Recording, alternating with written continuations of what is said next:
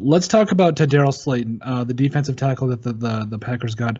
Now, I'm a little salty he went to the Packers, Tristan. I'm not going to lie to you, because I had fully wanted TJ Slaton, Tedarrell Slaton. Maybe his middle name is Julius. I don't know what it is right now, but the point is this: 6'4", 330. The man is a bowling ball. He is three men in one, just stacked right in the middle of that defensive line. If you put him in with Kenny Clark, you could potentially have shift him outside and also bring Kenny Clark on the field. You could literally have a 4-3 right there. Boom, yeah. A 4-3, a 3-4, whatever you want him to be. I'm really excited about Tedarrell Slaton, rather. And I think that a lot of people, being a fifth-round draft pick, maybe a lot of people aren't taking him seriously. But Tedarrell Slaton, to me, could be a pleasant surprise, not only for the Packers in their run game, but also just clogging up the middle, allowing others to get free. Obviously, Zadarius Smith is a guy that comes to mind. But TJ Slaton, what are your thoughts? Yeah, I'm really excited. And if I'm not mistaken, he came out of Florida, correct? Florida, yep. Yeah, I haven't watched Florida?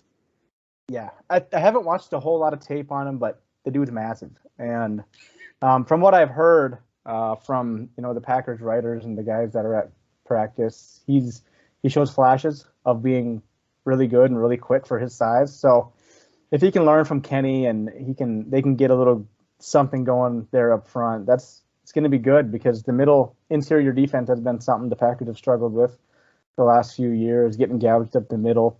But yeah, I'm excited for him. I expect it to be a pleasant surprise to see what he can do. They signed Snacks Harrison last year, and I don't even think he played maybe no more than 3 snaps for Green Bay, which I was kind of upset about. But it is what it is. I'm excited. We got a young guy that's an absolute unit, a refrigerator. Yeah. So I'm excited. Yeah, and I think, let's expand on that a little bit, because you mentioned it already, that the interior line being a little bit of an area they struggled with. Despite that, they went to the NFC Championship game, so say what you will about them, but they still. I will also say that, you got to play a running back by the name of Dalvin Cook twice a year, and had over 200 rushing yards against you guys last year. And I'm not saying that to brag. I'm saying that because we saw what the Buccaneers did last year in the Super Bowl and running the football. We saw what teams who can run the football can do in the playoffs. I just maybe expand one last thing on his impact real quick of just getting it done, and another element he provides for that, especially when you guys get in deep, potentially into the playoffs. Yeah, his development's going to be huge for wherever Green Bay wants to go. Every time they make it deep into the playoffs, which is almost every year, Green Bay's in the NFC Championship. Yep. It's spoiled.